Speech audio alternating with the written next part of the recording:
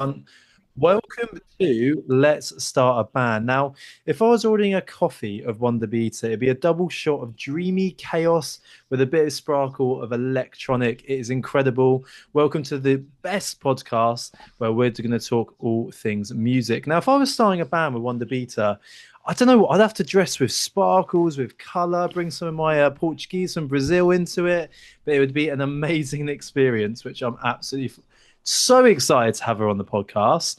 And we're going to jump straight into some would you rather questions. I think this is going to be, yeah, really interesting. I'm excited to hear. So, my first question would be would you rather support a festival of 10,000 people or headline a festival of 200, but you know the crowd's going to be incredible? Oh, definitely 200. And I know the crowd Mm, is going to be incredible. Yeah. Yeah. making an experience. Yes, definitely. I think I'm all about super fans, you know. What is the point if you have 10,000 people who are not engaged with you or don't care about your music or they're not there with you, engaged in the experience, you know? So, yeah, definitely 200. Incredible. Would you rather never tour outside the UK again or never release another single? Ooh.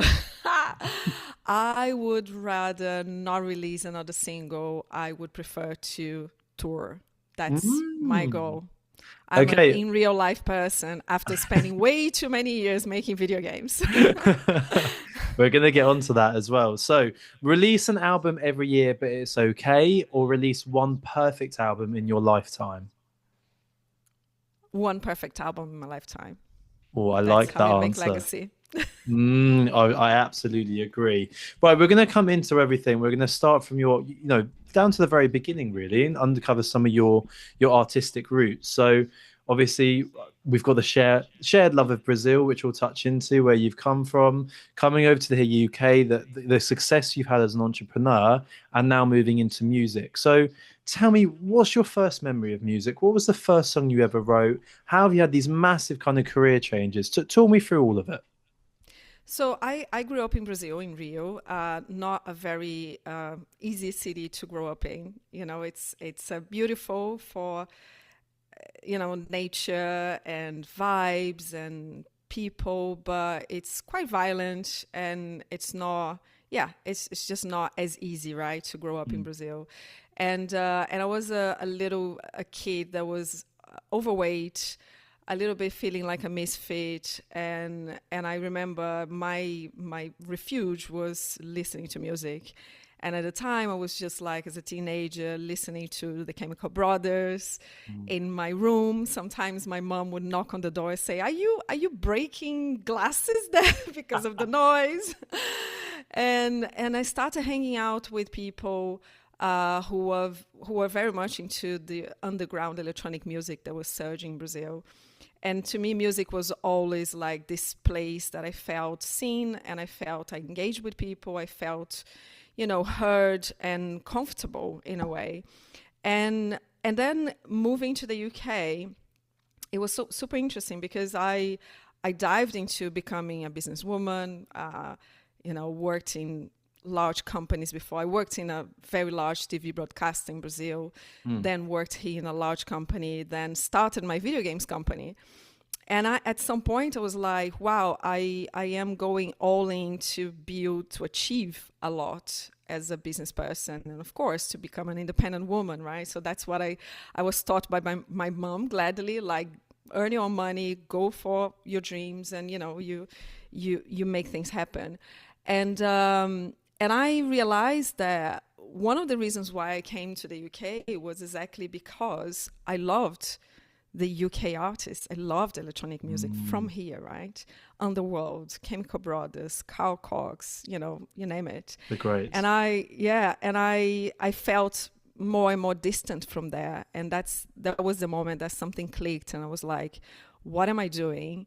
I'm achieving all those beautiful things, winning a BAFTA award, releasing a lot of games to millions of people.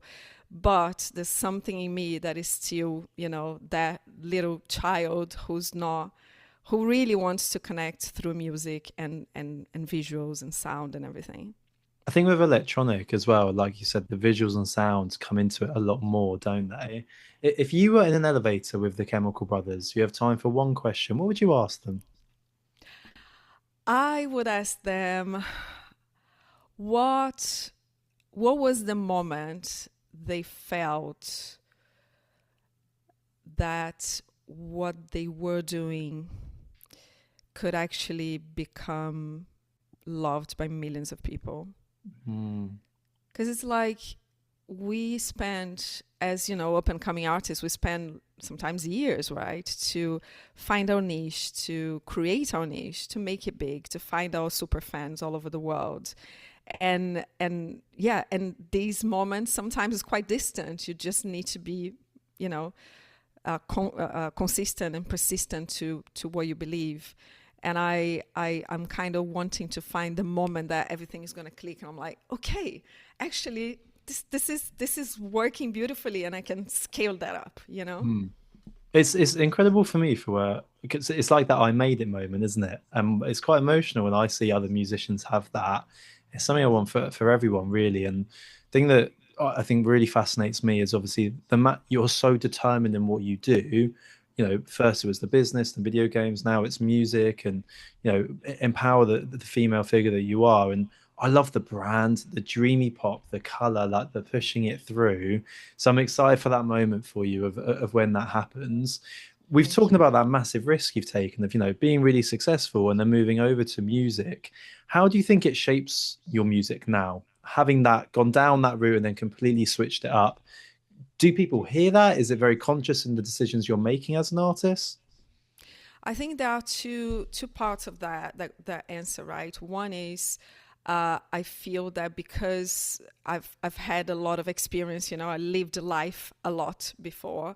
I can bring that to my music, and I can bring this, you know, the reinvention type of learnings that I had into the music itself and the whole experience. So having done video games for like 15 years, I know I learned how to create experiences that actually engage people, that touches all of the senses. So it's a multi-sensory perspective, right? So I think that really brings a lot to how I see myself as a brand, as an artist, as a performer.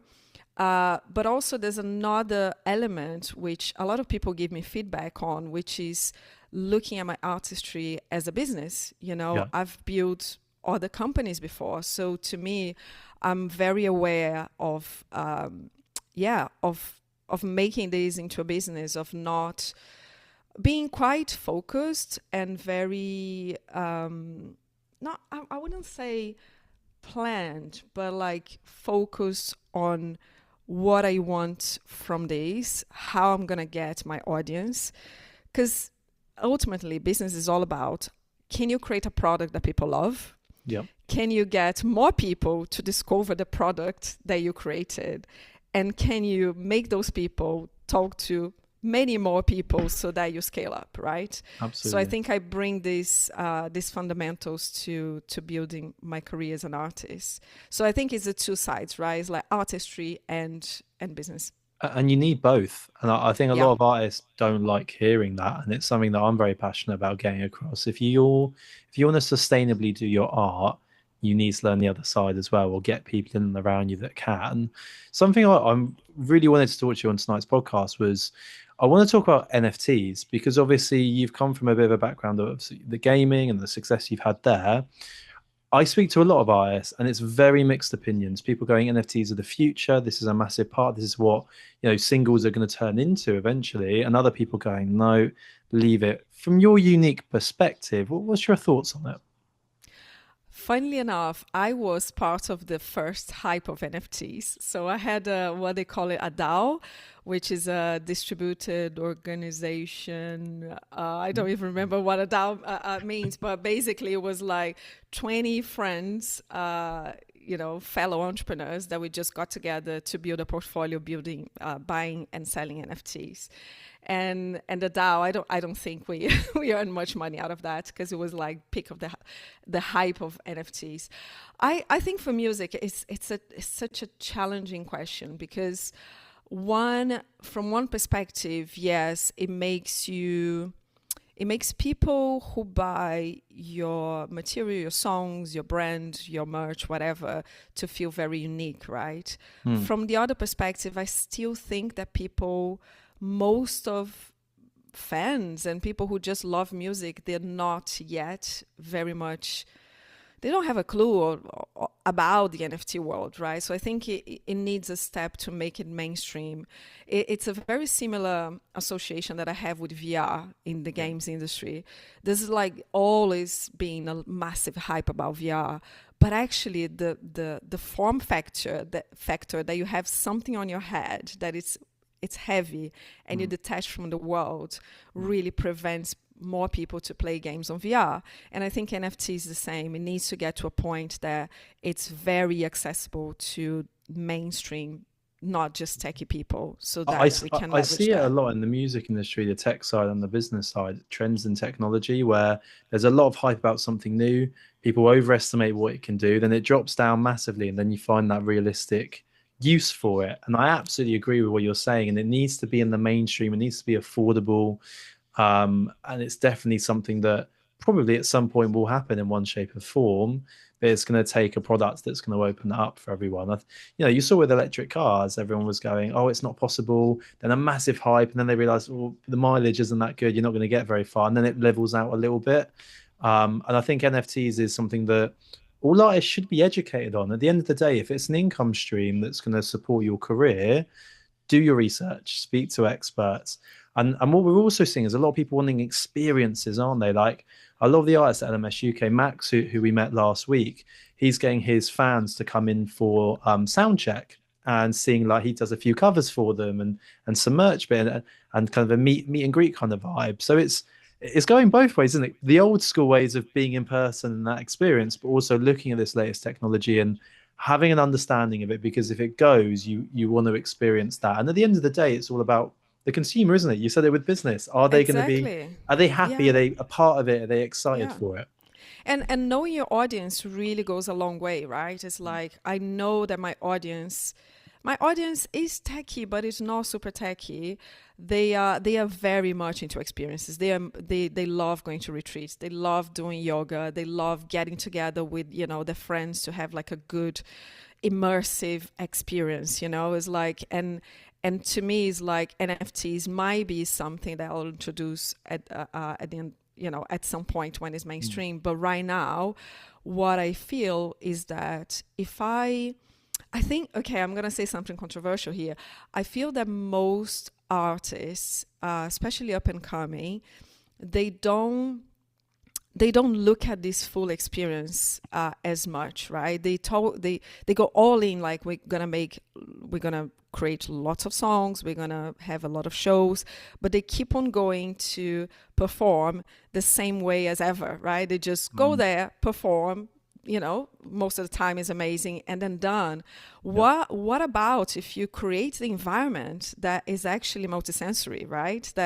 It's unique, or there are some specific merch that you can only buy if you go Yeah. to that particular gig, Love or it. if there's like a ritual that you do with people there that it's the moment that you ask everyone to have no phones, and everyone is 100% present. So there are so many things that artists can do in real life to create memorable experiences and even to monetize more their shows that are not being done yet. So yeah, From your I'm keen genre, to do it.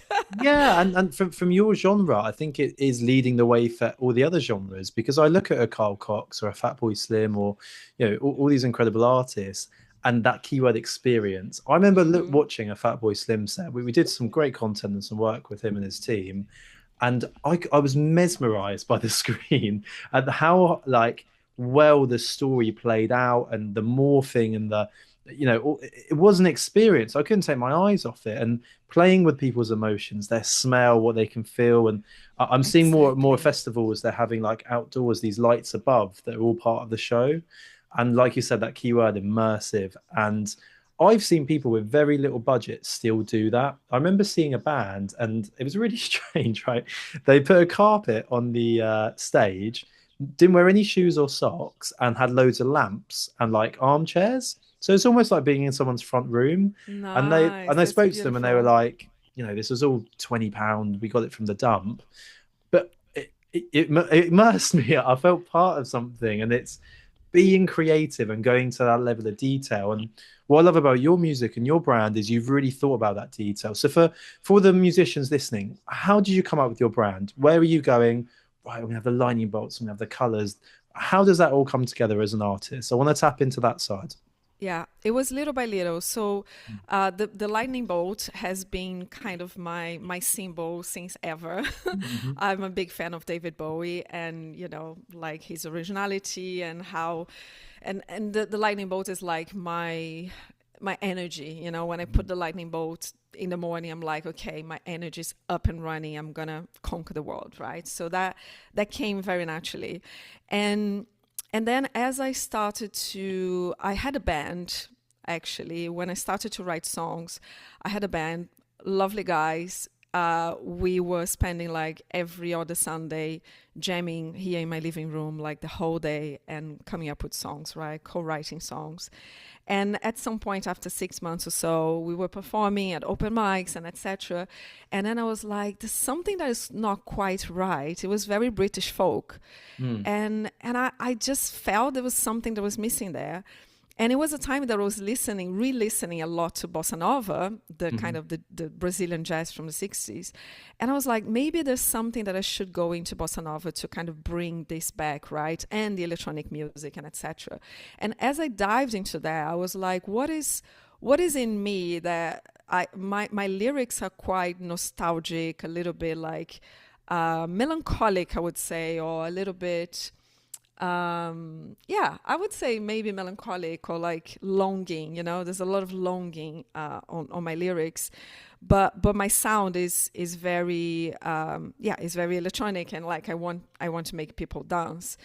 And I think the way that I dress has been already like this. It's quite this kind of mixture of nostalgia with some futuristic elements.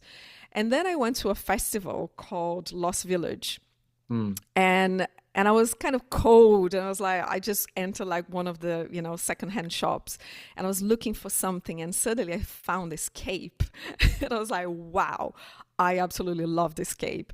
And I found some feathery things as well. I was like, okay, now I'm warm. And then my friends started to take a lot of pictures of me there, and Mm. I have been using on social media those pictures all the time, because like it's me kind of with like a bird with my cape like this. And then I was like, oh my god, that's my outfit for my shows. That's Yeah. it. I wear a cape, and I wear feathers, and I wear like a lightning bolt. And I asked my partner, who's a maker, to create the lightning bolt that is kind of neon. So Yep. there's a lot of light coming from here. And we can talk about Morgana, which is my instrument, later. But I think it was like step by step. I was like, these are the elements that feel right to me and I feel comfortable on. But then it added to the vibe of the music and the vibe of what I stand for. Absolutely. That's such good advice because I speak to so many artists and they think that it just, you've got to get it right straight away and it evolves, doesn't it? And it It will does. continue to evolve. And I feel like it's really refreshing for an artist to hear that. So that's amazing to hear. Right. One thing, one thing Mhm. that I would suggest other artists and musicians is that talk to someone who knows how to do branding, right? Because one thing that I did, a friend of mine, she's done branding for like a lot of companies, and she's an artist herself. So she helped me to put together like the colors and the vibe of, I built my website because I had all these elements of and my artwork on Spotify as well, because I had those elements that she had given to me. So if you're not naturally like a graphic designer, asking someone to help you with some elements of your brand can really help when you are show yourself online as in addition to offline. Find mentors. Like if you're passionate, like message people. Like people are willing to help. I found that, Yeah. and I think it's great advice. We're going to move on to brand practice. These are some of the global headlines in the music industry this week. We've had AI generated music cracks UK chart. Is this ethical? BBC introducing an amazing institution. Putting artists on the platform. Accidentally played an AI generated track, which caused absolute uproar. it's a really difficult topic to speak upon. Do you have an opinion on using AI in music? I've been going to both sides. Like every day, I'm like, maybe, oh, maybe this, maybe not, maybe yes, maybe not. So I'll tell you where I am at the moment. I despise the fact that all of those companies are using music to train their data for free instead of paying musicians for that. Hmm. Of course, it's like this is unacceptable. But I do think that there are certain things that as musicians it will accelerate our songwriting and our production levels if we start tapping to certain tools, you know? I So really that's such a great point. Like it's almost like it feels wrong and not right. It's not human, it's not a person, but also it's going to happen regardless. Like, and it's like when AI came in, people panicked it's going to take my job. You're seeing it as a tool, aren't you? That's where you're coming exactly. from. Yeah, Mm. it is a tool. It's I will not, I don't think I'll ever create, a song that is fully AI'd. And I'm a singer as well, so it's like, what's the point, right? I wanna sing on my singles, and I'm a performer, so what's the point of creating something I won't be able to replicate on stage, right? Mm. But using the right tools can accelerate your production and your demo. You want to create a lot of demos until you find the songs that you want to take into full production, mixing, and etc. And then I think humans are still, fundamental when it goes to mixing, and then of course creating performances. And I think it will open up an opportunity for live, right? Mm. It's like I think the value that people are going to put on artists that actually perform live is going to go much higher than you competing with trying to do everything human based to release online on Spotify and compete with the 150,000 songs uploaded every day, and you have more time to craft your experience offline. Absolutely. It's so good. Like, I think it's quite controversial what we're talking about now. And I really feel for those artists that put their heart and soul, all their money, energy into a song and then gets chosen to be. I understand that. And I really feel for them. But like you said, you can't replicate human to human connection. AI is never going to take that away from stage. And people will go, well, look at the ABBA stuff. Look at what they're doing there. But it's not the same. It's not the same as being in the room with the performer, the goosebumps on the back of your head. I mean, yeah, really and interesting. and ABBA is on a different level, right? It's like Mm. they've done a lot of lives. They've done, They've had to get to that stage. decades of career to get to that stage. Maybe, at the end of my life, I might do something like this for, my next generations to have some money coming from my music. But, There's big rumors at the moment. Queen are going to do a legacy virtual, exactly like ABBA, which it'll be interesting to see if that's set precedent there. But we'll have to yeah, wait and see. The next music news: crowdfunding albums hit the mainstream. Fans want ownership. This is what superfans want, and is a great Kickstarter strategy. We've had a tour cancellation spike with live chaos and more persona on mental health within the music industry, meaning insurance and backup plans are higher than ever. In terms of our music marketing genius of the week, I've actually gone with Charlie XCX. We've been talking about immersive fan experiences. She's amazing at surprising her core audience, but for me, marketing is about a moment. Can you yeah. create a moment? And the whole Brat Summer and the colors and what it stands for, I just think is absolutely phenomenal. And it's cheeky, and you can't help but talk about it. And I feel like it's finally people see Charlie X as a newcomer. She's done this for a long, long time to come up with this moment, and it's evolved, which has just been absolutely fantastic to kind of hear and see, really, which has been phenomenal and something I've really enjoyed kind of looking through. What I want to do is now go into some of your work and your creative work now, Wunder Beta. So if I was a fly on the wall during one of your recording sessions, what would surprise me about how you work?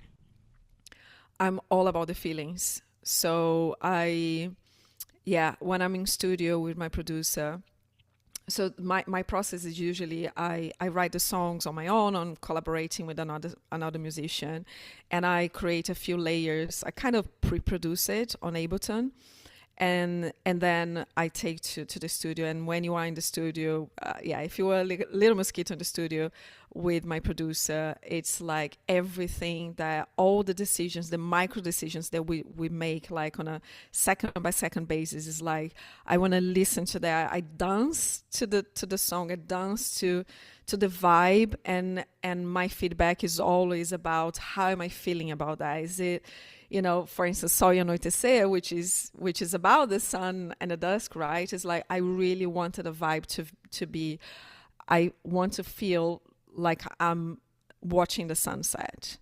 I'm flying and I'm watching the sunset, you know? So this is what you're going to see in the studio. I'm dancing, I'm smiling, I'm drinking a lot of water, but it's all about the feelings.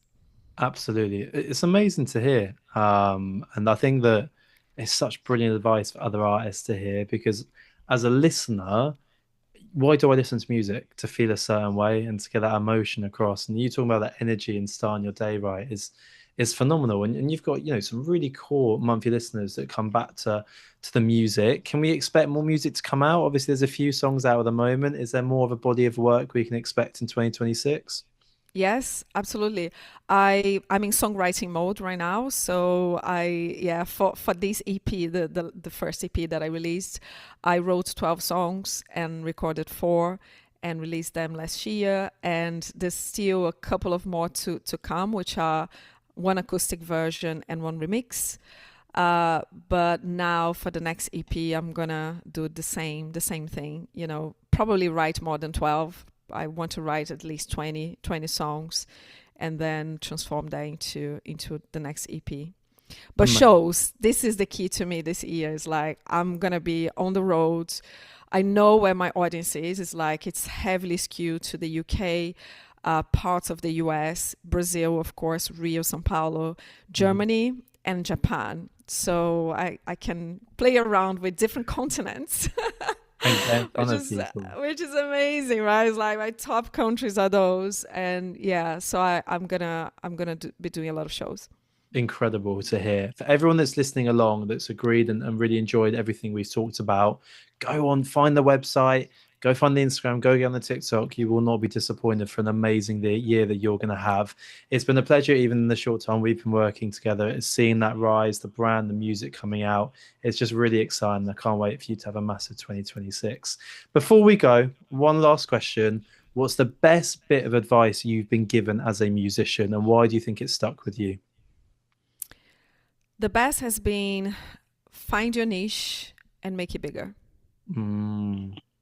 It's you. Otherwise, you're going to be competing with everyone and everything. Be the face of that niche.